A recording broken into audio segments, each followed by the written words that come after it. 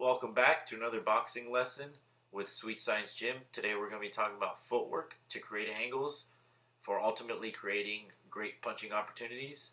Here you see a few highlights from some of the greatest boxers in history that are known to have amazing footwork, and they use that footwork to their advantage to create angles, to change the direction of their opponent, and change the direction of where the punch is coming from. And this is how you create good opportunities for defense and to set up offense and hopefully knock out your opponent.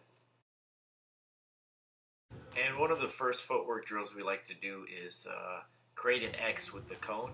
And we start out by throwing jabs in the opening, and we're circling around these cones.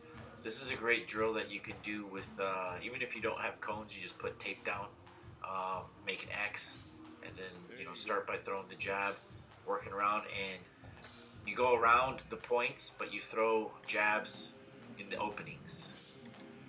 Keep in mind that you can switch direction at any time. The next, another cone drill. We put about 8 cones in a circle with one in the center, and then we work in and out of each cone, and occasionally we go across the cones. And when we go across the cones, we switch our angle. But this is a good way to work the legs out and work on your footwork, keep everything on the toes. And then it mimics footwork in the ring. You're giving the opponent some misdirection. You're not standing in front of them. You're constantly moving. Make sure that you're always facing the center cone as you're moving in, out, and across the circle. Here you see another footwork drill that uses an X. I would prefer tape, but we use cones on this one. What you do here is you start at the end of a cone and you step back no more than 2 or 3 steps, and once you reach the center cone, you pick a side to exit. This way, when you're retreating, somebody's throwing straight punches at you, you're not constantly going in a straight line. You learn to step back and then angle out.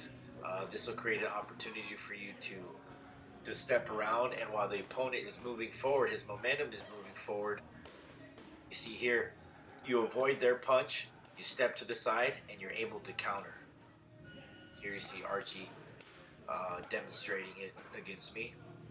That's exactly how it works. Guy moves forward, you move to the side, and then you create an angle for a punch opportunity.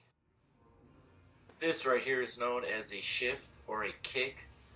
Basically, you're switching back and forth from southpaw to orthodox, and you're creating an angle when your opponent goes forward with a straight punch. Usually, you shift out to the opposite side and you throw an inside uppercut. It's a little bit more advanced, but once you get the hang of it, it's great to do in a tight spot where you don't have much room, and then you can also circle out after that. And make your angle changes sharp. At the center cone, you want to make a sharp turn. You don't want to round off your angle change.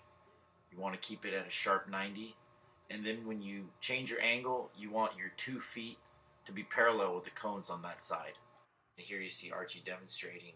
So the opponent goes one way, you shift out the other way, and you set up an uppercut from the inside. Here's a very simple drill, but it gets the legs burning after only a few seconds, and it really helps to increase reaction and foot speed. You're shifting your weight back and forth from front to back foot, and then you're chopping your feet up and down, and then you're shooting 1 foot forward or 1 foot back as fast as you can. Do it for 3 to 5 minutes every workout, and you'll definitely build up some quick feet. Here's a drill with the ladder. Lately, you've seen this become really popular because of Lomachenko and his amazing footwork. But it's been used in sports and in boxing for a long time. Right here, I'm showing Archie how to quick step with the jab and slide your foot over at the same time. Now, notice I'm not bouncing. I'm just trying to throw as quick as I can and get in and out as fast as I can with the foot. Archie's still got a little bit of work to do on it. He's bouncing a little bit, which you don't want to do because that can get timed. A good boxer will time your bounce and throw a punch off of that.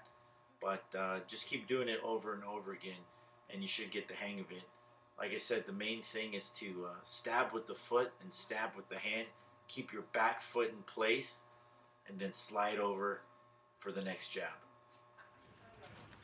Here's another drill working on quick feet.